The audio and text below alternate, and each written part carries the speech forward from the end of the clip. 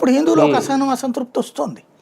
దాంతోపాటు ఇంత జరుగుతున్నా సరే సమర్థించుకొస్తుంటే అన్ని పార్టీలు కూడా విరక్తి చెందుతున్నారు. ఇప్పుడు ఏమి బీజేపీ హిందువులకి ఏమైనా చేసింది ఏంది ప్రత్యేకించి? ఏమీలే. కానీ హిందువులు ఎందుకు పోలరైజ్ అవుతున్నారు? కాస్త హిందువుల పట్ల పాజిటివ్ సాఫ్ట్ కార్నర్ ఉన్న ఏకైక పార్టీ అది. మిగతా ఎవరికి లేదు. హిందువులని దూషిస్తూ ద్వేషిస్తున్నటువంటి వాళ్ళని నాయకులుగా వాళ్ళు ప్రమోట్ చేస్తున్నారు. ఇప్పుడు నిన్న అమ్మాయి ఎవరు కొండా సురేఖ వాగింది. ఏందా మాట? జై శ్రీరామ్ అంటే ఏమైనా డబ్బులు పడతాయి అంటే, పోనీ జై రేవంత్ రెడ్డి అంటే డబ్బులు ఏమైనా పడతాయి ఏంది? పోనీ దేవుడి గురించి మాట్లాడేటప్పుడు ఆ మాత్రం సంస్కారం లేదు. మళ్ళీ ఆవిడ దేవాదాయ శాఖ మంత్రి. ఎందుకు అట్లా మాట్లాడటం? నువ్వు సంస్కారయుతంగా మాట్లాడచ్చు కదా. అసలు దేవుడిని ఎందుకు లాగాలి నువ్వు నీ రాజకీయాలకి?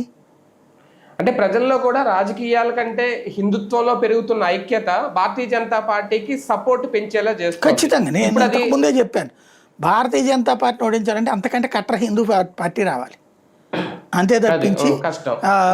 ఇప్పుడు శివసేన లాంటివే పక్కకి వెళ్ళినాయి. ఇప్పుడు శివసేన చెడగొట్టుకున్నాడు. లేకపోతే శివసేన వాస్తవంగా దేశవ్యాప్తంగా బీజేపీకి ఆల్టర్నేటివ్ కాగలిగి ఉండేది పాత సిద్ధాంతంతో ఉండుంటే. అదే హిందూ కట్టర్ పార్టీ అంతే. బీజేపీ కంటే కట్టర్ పార్టీ అది.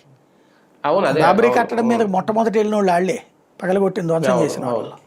అవును వాళ్ళే పక్కడికి వెళ్ళారు. సరే, ఇలాంటి సమయంలో అంటే తెలంగాణ ఇప్పుడు ఆంధ్ర కంటే తెలంగాణ కొంచెం అవకాశాలు ఉన్నాయి కాబట్టి ఇందాక